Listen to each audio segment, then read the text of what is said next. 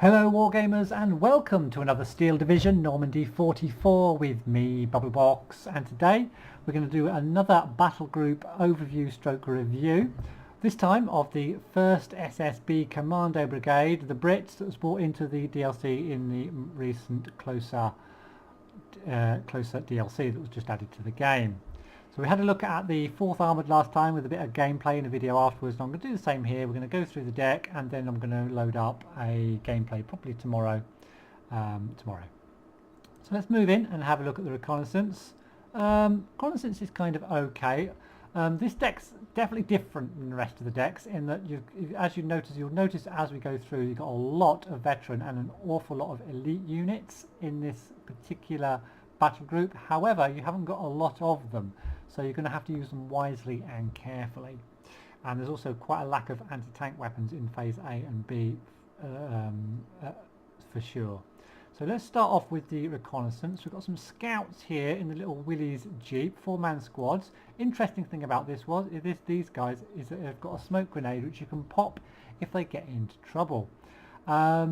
Although personally I've had a couple of games with these already and I always forget they've got smoke and I forget to pop it when they get into trouble, which is just a bit, I just forget.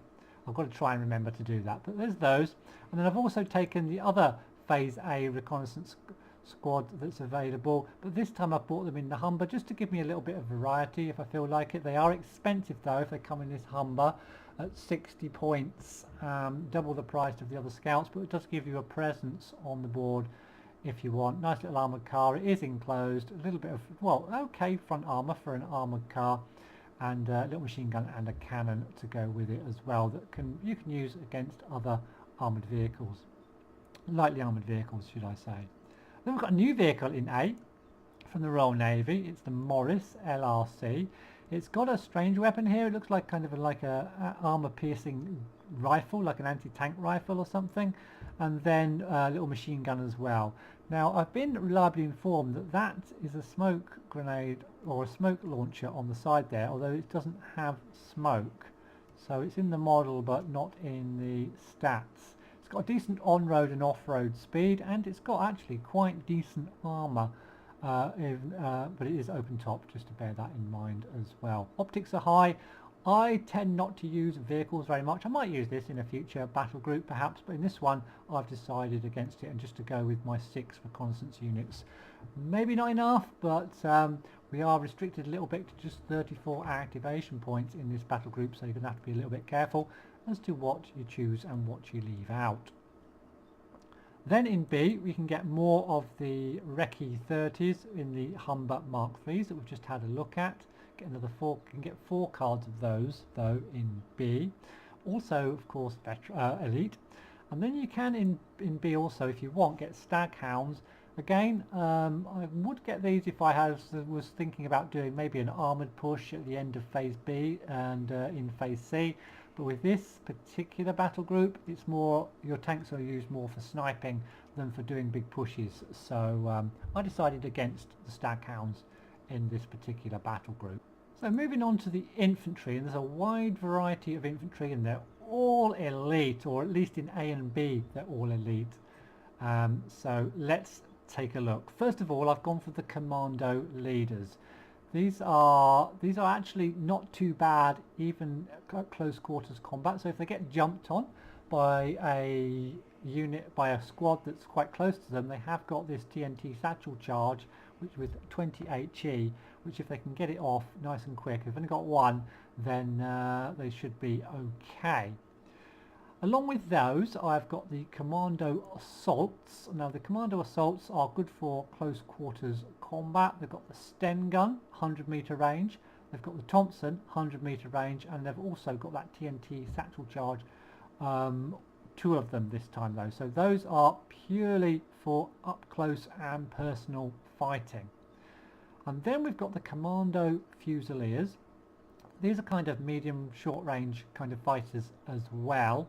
They have got the longer range rifle and machine gun, so kind of a medium range kind of squad, and they've also got 3 of the Sten guns as well. Strength 11 though, the Commando Assaults were just strength 6.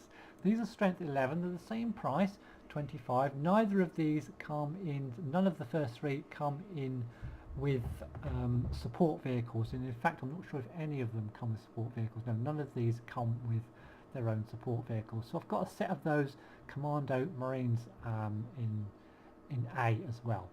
Also in A, I've got the Commando Supports. And the Commando Supports have got the Lee Enfield rifle, some more Stens, and a couple of Vickers machine guns as well. So again, kind of medium range infantry squad there. So all of these really nice for taking towns.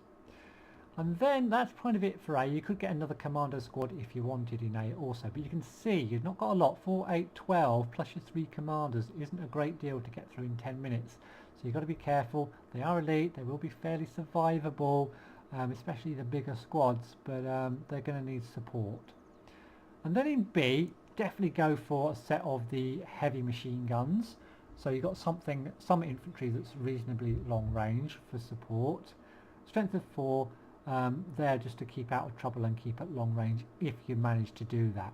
And then we've got my favourites, the Commando Royal Marines, a new set of units, 11 strength, an unusual strength, Stens, Lee Enfields and Brens. So a nice selection of weapons, can do a little bit of everything. And then we've got this thing now. It's a double, is this a double pier? No, this is the single pier. Okay, then you've got the single pier, which isn't the greatest, with an accuracy of 8, it can miss, 200 meter range. So yeah, just the single pier. And then I've got 2 of those, but I do like them. They're nice, rounded. You have got a chance of taking things out with a pier. Now, if you really want to try for an anti-tank weapon, you're going to have to go to the anti-tank tab. And I'm just covering this while I'm doing the infantry, and you're going to have to take the Commando Tank Busters. Now, these are the ones, which I nearly alluded to just before, that have the double pier. So they've got 2 squads that have the pier, and these, of course, gives you twice the chance of getting a hit with these Piats, and believe me, they do work. I've tried them and they're pretty awesome with their 200 meter range. So at last we've got something, the Piats, that kind of work because we've got 2 men in the squad that have the Piats. Again, with these ones, we again no support vehicle, just the Piats at 35. So I'll just show you those while I'm doing the infantry. So that is my infantry tab really. You can see how elite we all are, but how few units we've got. Now if you wanted, you could get a lot more units in phase C. You can see you've got the old troops that we're used to in the game. Got the Bren, really cheap Bren groups. I did consider whacking one of these in just so that I've got some spammy kind of 10-point units that I could use, but they don't come till C, so I kind of went away from that because there's a lot more that's interesting in this deck that I wanted to take without just 34 activation points. And you can get Assault Pioneers as well, but we've got enough close quarters combat kind of units already, I think. So that's that for my infantry tab. The tank tab's a little bit bare, to say the least. Now in phase A you can get the Sherman DDs, and I've got both of them.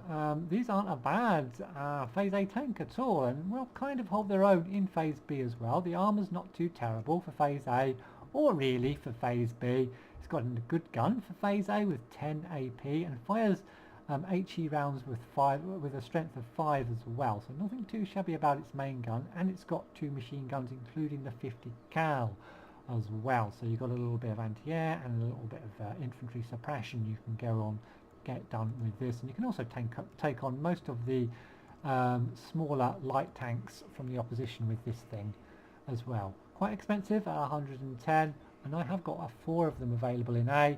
I probably wouldn't bring all 4 out in A, of course, but I've got them for the duration of the game.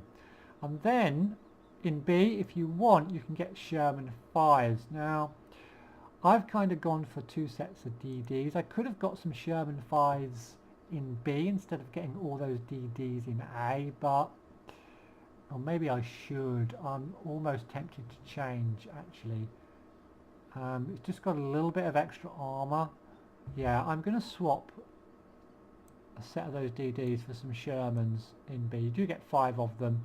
They're a little bit more expensive, but just that little bit of extra armour in B. And I think you get an extra machine gun as well. Do you? Yeah, you get the extra machine gun also. So yeah, we'll take the Shermans in B. Do a quick save there in case I forget. So that's it. A, DDs, B Shermans, and then C if you want some command Churchills, and I have taken them. You can get those in C. I do quite like these. The just thing that lets them down is they're very slow. I mean, they are extremely slow on road and off road compared to many of the other tanks, but they are pretty damn well armoured. Not that well armed, but very well armoured.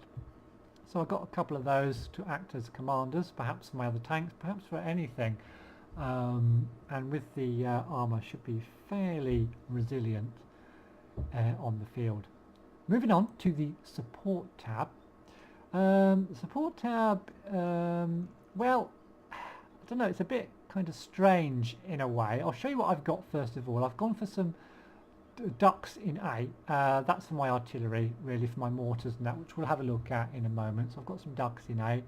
Now also in A you can get these centaurs. Now these centaurs are looking really good. They're like a little mobile mortar carrier, I guess, or a little mini artillery piece on tracks.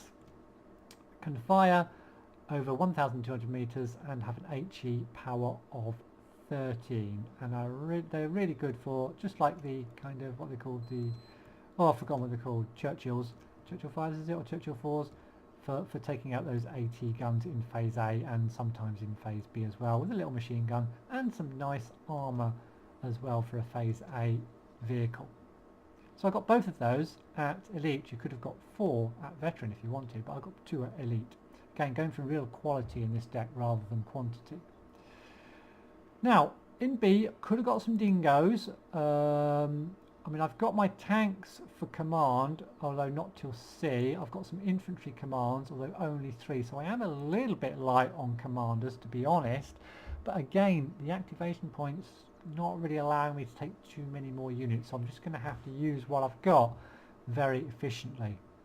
And that's really all you can get in B, is just the dingoes. And you can see how this deck's going. Lots in A, lots happening in A, lots to get in A, but not much happening so far in B. In C, I've taken some more ducks for my artillery and such like. And I thought I'd better get a little bit more supply, because nothing in C really struck home that they'd be useful once you get to that phase in the game. So you can get AVREs, you can get a lot of them, and you can get the crocodiles, which I never see brought out in the game anymore. I think they do need to reduce the price of the crocodile, maybe to a similar price to the Avra, or maybe just for 160, because no one's using the crocodile at the moment. They used to use it all the time when it was brought in early, but now, yeah, nobody uses it. I've not seen it for ages, especially by a good player. No good players tend to bring these out, as far as I can see. You can let me know if I'm wrong in the comments below. But yeah, as phase C vehicles, they don't, you know, they're really good for phase A and phase B. Maybe the AVRE if you're stuck in a bit of an infantry tussle. Still in phase C, but I can't see anyone really bringing those crocodiles out in phase C if they've got any sense. Moving on to the anti-tank. We've already spoken about the double P, that's the Commando Tank Busters, which I have found to be very useful so far.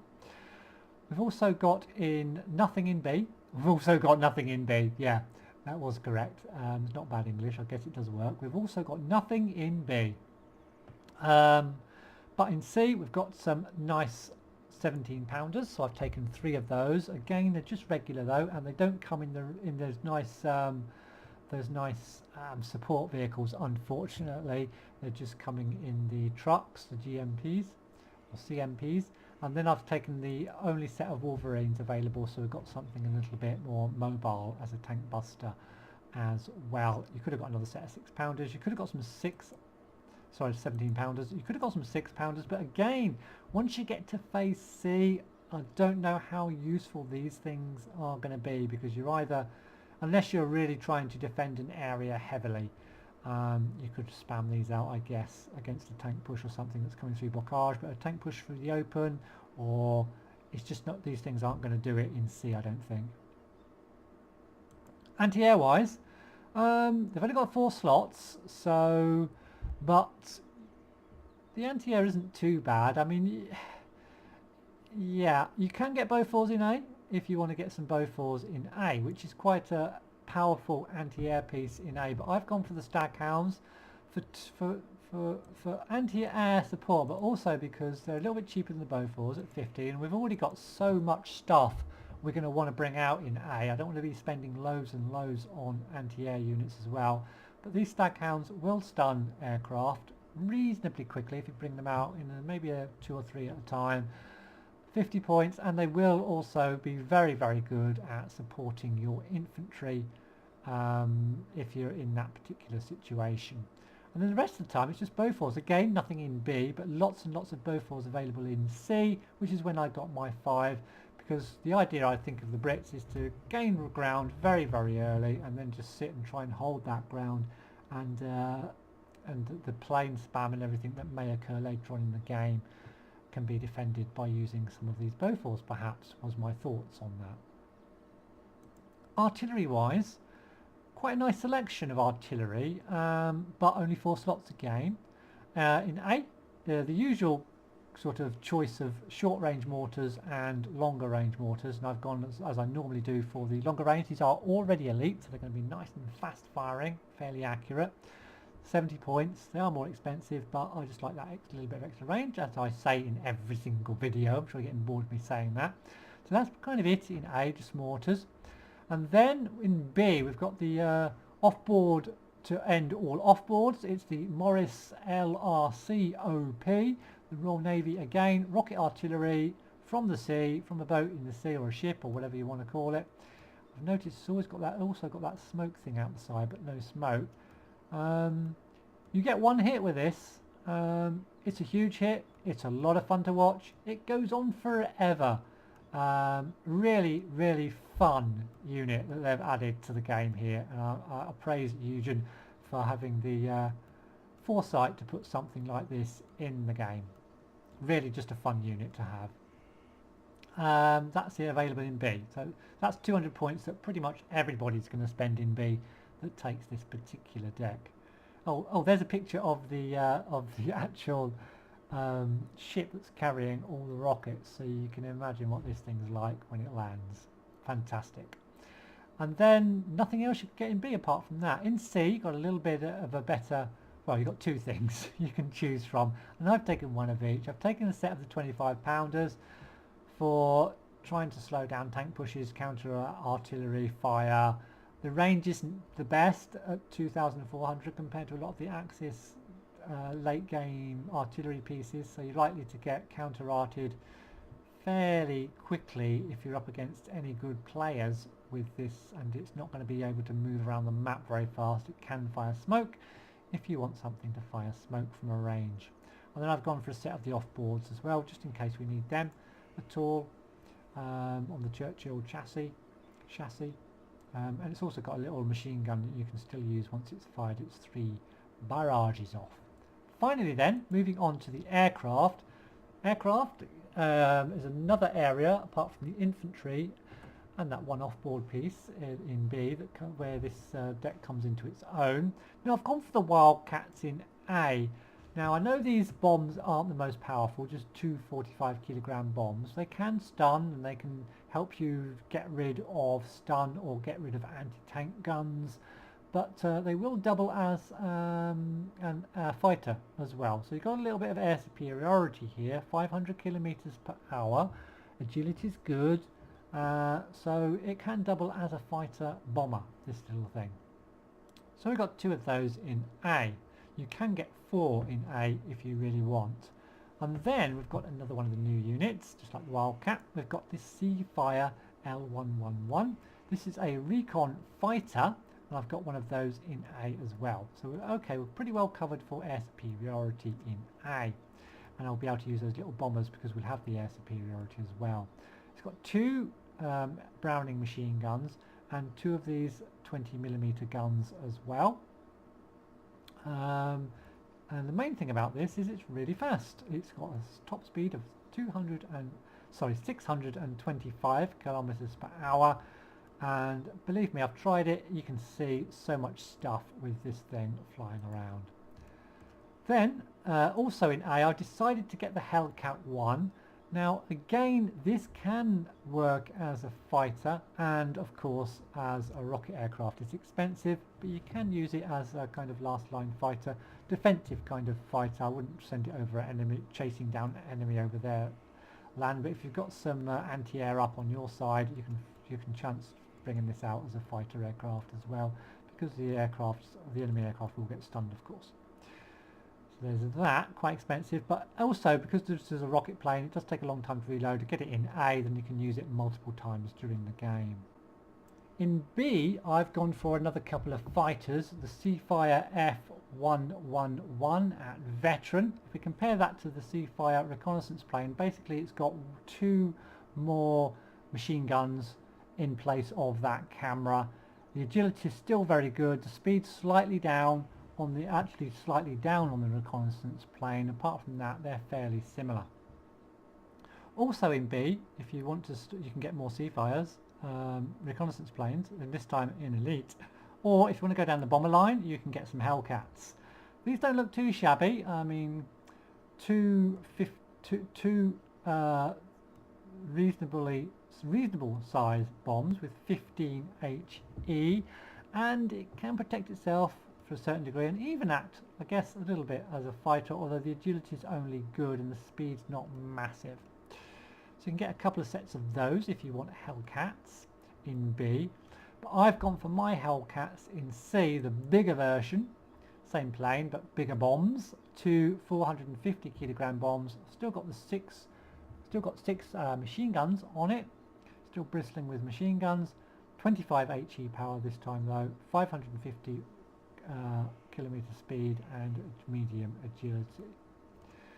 Also in, I missed out a set in B, actually, yeah, also in B you can get more of those Hellcats, Hellcat 1s with the rockets, and then it's the bomber Hellcats in C that we've just mentioned. I hope that wasn't too confusing. Anyhow, that's it, guys. That is my first SSB Commando Brigade deck. Let me know what you think about that in the comments below. If you think I've really missed anything, or there's anything in there that's just should not be in there, let me know in the comments below. If you haven't already and you're enjoying these videos, please do consider subscribing. Thanks for watching, and I'll see you in the next one.